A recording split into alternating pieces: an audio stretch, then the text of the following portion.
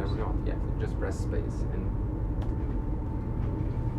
so here we are at the bottom of the Amazon reef. We are approaching what looks to be a large mound. This has been a fairly sandy area.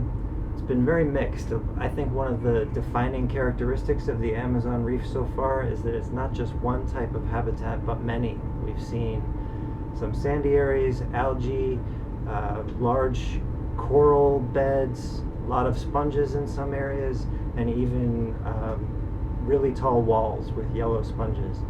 So this looks like a new type of kind of microhabitat. I think it might be a mound that is actually built by fish.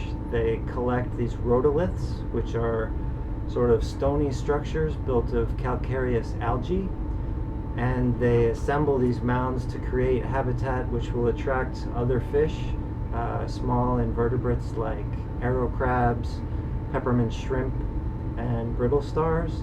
And basically it's almost like a garden for them. They're almost growing their own food. So let's see what we can find.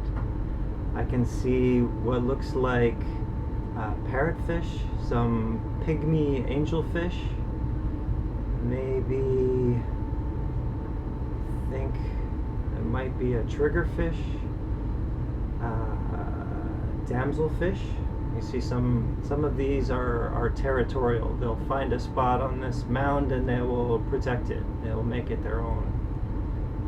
And on top, if you see those dark balls, those look like they might be basket stars, which is pretty exciting. When at night, you'll see them open up their arms, and they can be as much as 5 feet or almost 2 meters across. And they spread out their arms and they're feeding on plankton and other small things that are floating by. But this is just beautiful. It looks like an aquarium with these brightly colored fish. We have a pretty high diversity, quite a few different kinds. That one with the yellow tail, I think that's a damselfish. Really nice spot. And here we are, in the middle of the ocean, far from shore, out on the Amazon reef, where before now no one had any idea this was here. Very cool. And of course, at the same time, we have oil companies that want to start drilling in the area, which obviously would put all of this at risk before we really even understand what we have. Now you can see the green lasers that we use. These are called indexing lasers. They're very low power. They don't have any threat to the fish or to people. They're only there to help the science team measure what's in the video, so we can actually get a pretty good indication of the size of individual fish and ultimately an estimate of the biomass, how much overall fish there is in the image. You can also see a little bit of the shadow there. So this is from the lights that we bring down. We're actually we're deep enough that there isn't a lot of light from the surface. We have some, but we have 4 banks of LED lights with us to help us see what's happening down there. Really impressive visibility, something like 70 feet maybe, which is unexpected because we're still near the plume of the Amazon, and we thought maybe we wouldn't be able to see anything at all. One of the real concerns with the oil drilling is that if there is a spill, it would basically cover everything on the bottom.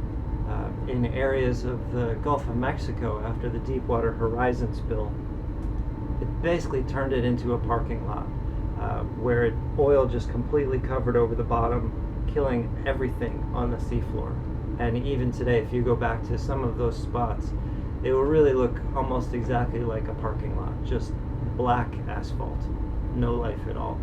There are also real concerns that this oil will spread for hundreds of miles at a minimum, maybe even thousands of miles, because of the strong currents in the area. It will affect not just the coastal communities and the mangroves and the reefs of Brazil, but it will spread to French Guiana, for example. So it's going to impact not just these reefs, but the nursery areas, the mangroves that supply fish for the whole region, and will impact the livelihoods of people all across Brazil and even French Guiana.